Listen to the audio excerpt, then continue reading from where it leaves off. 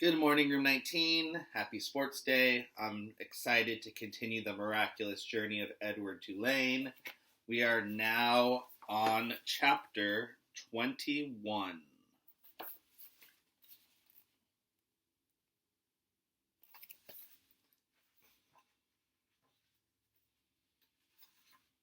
The diner was called Neil's. The word was written in big red neon letters that flashed on and off. Inside, it was warm and bright and smelled like fried chicken and toast and coffee. Bryce sat at the counter and put Edward on a stool next to him. He leaned the rabbit's forehead up against the counter so that he would not fall. "What you gonna have, sugar?" the waitress said to Bryce. "Give me some pancakes," said Bryce, "and some eggs. And I want steak, too. I want a big old steak and some toast and some coffee." The waitress leaned forward and pulled at one of Edward's ears and then pushed him backward so that she could see his face. "This your rabbit?" she said to Bryce. "Yes'm, he's mine now. He belonged to my sister." Bryce wiped at his nose with the back of his hand. "We're in show business, me and him." "Is that right?" said the waitress. She had a name tag on the front of her dress. Marlene, it said. She looked at Edward's face, and then she let go of his ears, and he fell forward, so that his head rested against the counter again. "Go ahead, Marlene," thought Edward. "Push me around. Do with me as you will. What does it matter? I am broken." Broken.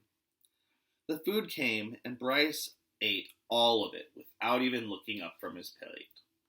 "Well, you was hungry for sure," said Marlene, and she cleared away the plates. "I reckon show business is hard work." "Yes'm," said Bryce. Marlene tucked the check under the coffee cup. Bryce picked it up and looked at it, and then shook his head. "I ain't got enough," he said to Edward. "Ma'am," he said to Marlene when she came back and filled up his coffee cup, "I ain't got enough." "What, sugar?" "I ain't got enough money." She stopped pouring the coffee and looked at him. "You're going to have to talk to Neil about that." Neil, it turned out, was both the owner and the cook.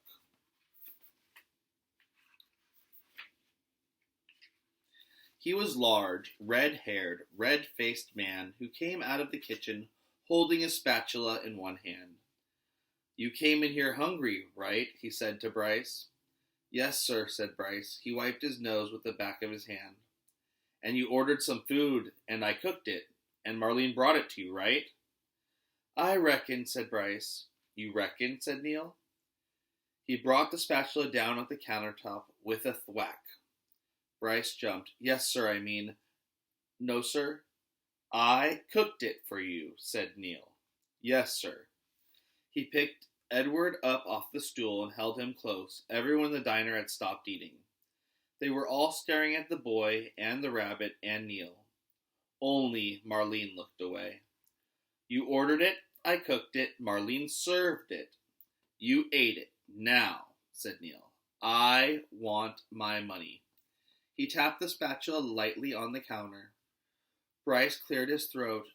You ever seen a rabbit dance?" he said. "How's that?" said Neil. "You ever before in your life seen a rabbit dance?" Bryce set Edward on the floor and started pulling the strings attached to his feet, making him do a slow shuffle. He put his harmonica in his mouth and played a sad song that went along with the dance. Somebody laughed. Bryce took the harmonica out of his mouth and said, "He could dance some more if you want him to. He could dance to pay for what I ate." Neil stared at Bryce, and then without warning, he reached down and grabbed hold of Edward. "This is what I think of dancing rabbits," said Neil.